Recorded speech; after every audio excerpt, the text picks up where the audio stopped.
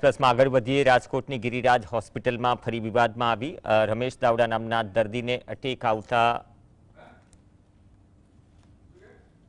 પથરીનું operation અટકાવવામાં આવ્યું હતું છતાંય પીએમજેવાય યોજનામાંથી ઓપરેશન ન થયું હોવા છતાં 41,250 રૂપિયા કપાઈ ગયા તેવો પરિવારજનોનો આક્ષેપ છે। પરિવારજનોએ ઓપરેશન ન થયા હોવા છતાં રકમ કપાઈ ગયાના પુરાવા રજૂ કર્યા ત્યારે હોસ્પિટલે ઓપરેશન કર્યા વિના ડિસ્ચાર્જની ફાઇલ બનાવી હોવાથી હોસ્પિટલ સામે સવાલ ઊભા થયા છે।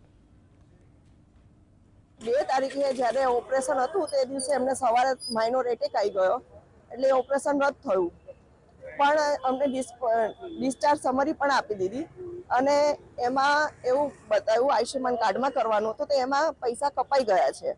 ઓપરેશન થયું નથી અને પૈસા કપાઈ ગયા છે તો એ કેવી રીતે આ લોકો કરી શકે? એ વાત ખોટી છે અને હજી એમને એન્જિયોગ્રાફી કરવાની તો એન્જિયોગ્રાફી પણ એમાં જ કરવાની છે આયુષ્યમાન કાર્ડમાં।